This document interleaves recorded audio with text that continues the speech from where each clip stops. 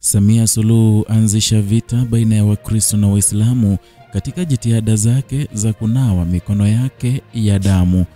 Ujambo na karibu kwa taarifa zetu za Kenyascope, na tafadhali kumbuka kusubscribe.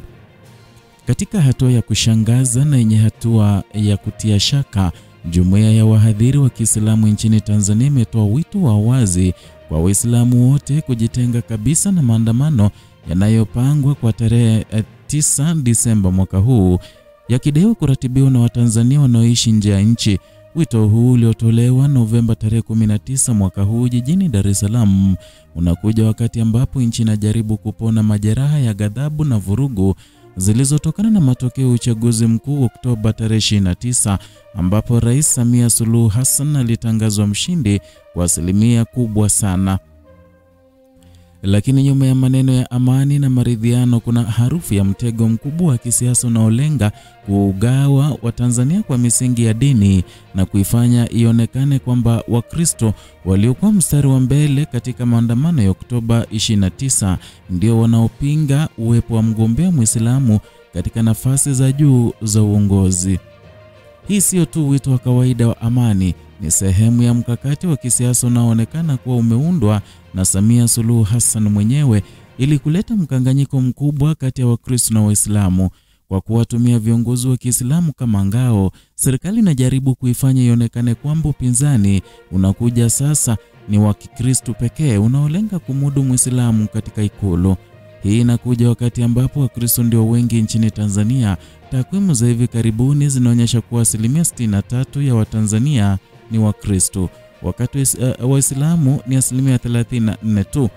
Idadi hii ina maana kwamba wakati Wakristo wengi walipinga matokeo ya uchaguzi kwa sababu ya wizi uliodaiwa wa kura, sasa wanatakiwa kuonekana kama wanaopinga dini ya Kiislamu badala ya udikteta unaoongezeka.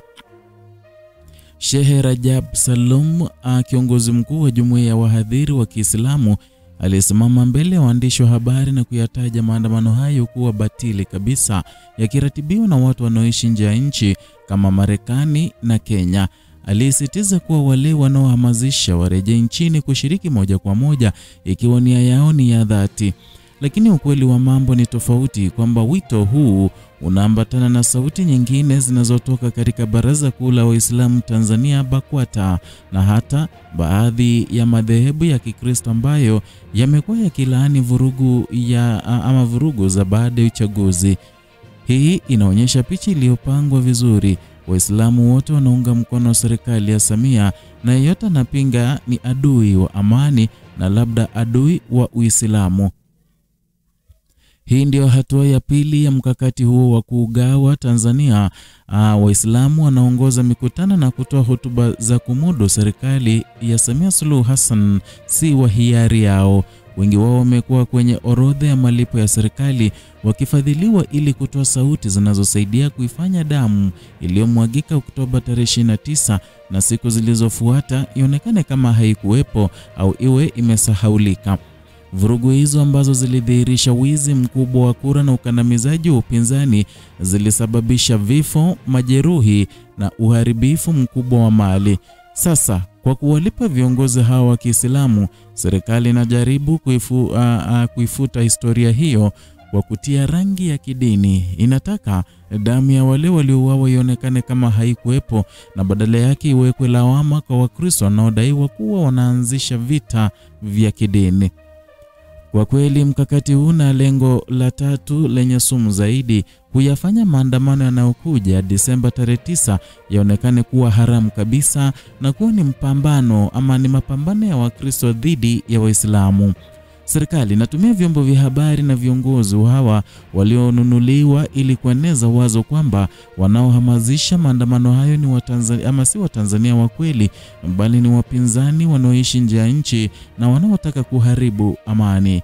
Na hii inawapa serikali kisingizio cha kuyakandamiza maandamano hayo kwa nguvu zote kama yalivyofanywa Oktoba tarehe 29. Lakini sasa kwa kisingizio kwamba ni vita vya kidini vinavyohatarisha umoja wa nchi, Wakristo wengi wataonekana kama wanaotumia nguvu yao ya idadi kupinga mwisho wa Muislamu anayeongoza. jambo ambalo litawapa Waislamu hofu na kuwafanya waunge mkono serikali zaidi.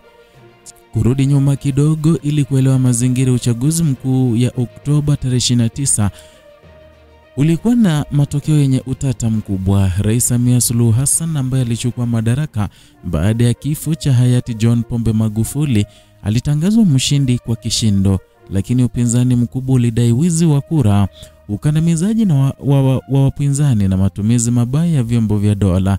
Maandamano makubwa yalizuka mijini kote yakiwa na sura ya Wakristo wengi kwa sababu makanisa mengi yalikuwa yakiongoza sauti za haki na demokrasia.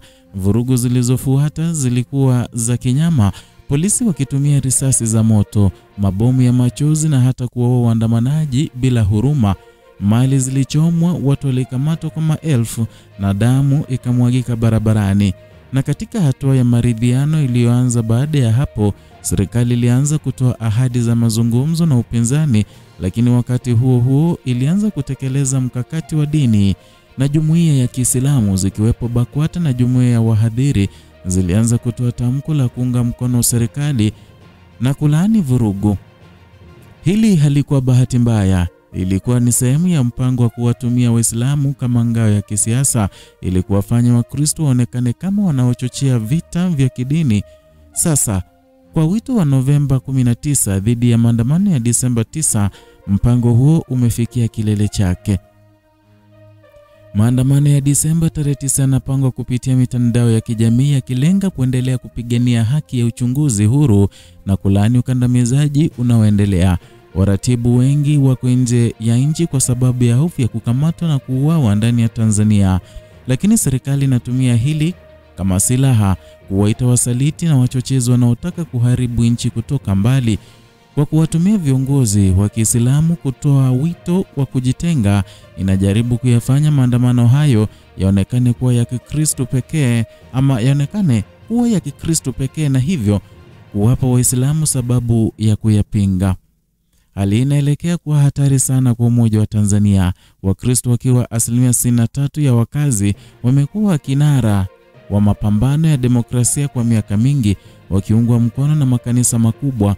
Waislamu, ingawa ni wachache, wamekuwa na ushawishi mkubwa wa kisiasa hasa katika serikali za awamu ya 5 na 6, na sasa kuwalipa viongozi wa Kiislamu na kuwatumia kutoa sauti za kumudu Samia, serikali inajaribu kubadilisha sura ya upinzani kuwa ya kidini badala ya kisiasa. Mkakati huu unafanana na mbinu za zamani za watawala wanaotaka kubaki madarakani kwa gharama yoyote: gawanya na utawale. Kwa kuleta mkanganyiko kwamba Wakristo wanampinga Muislamu, Samia Suluhu anajaribu kujikinga na lawama za wizi wa kura na mauaji. Anatumia damu iliyomwagika kama silaha, akifuta kwa maneno matamu ya amani yanayotolewa na viongozi wake walionunuliwa. Hatima ya Tanzania inategemea sasa kama Watanzania wataona mtego huu au wataanguka ndani yake. Maandamano ya Disemba 9 yanaweza kuwa hatua ya mwisho ya kupinga uhuru au yanaweza kuwa chanzo cha vita vya kidini vinavyotarajiwa na wabunifu wa mkakati huu. Lakini ukweli ni kwamba chini ya maneno ya amani kuna mpango wa kisiasa unaolenga kuendelea na kukandamizaji, ukitumia dini kama ngao. Wakristo na Waislamu wote wanatakiwa kuona hili na kusimama pamoja dhidi ya mtego unaoweka umoja wa nchi hatarini.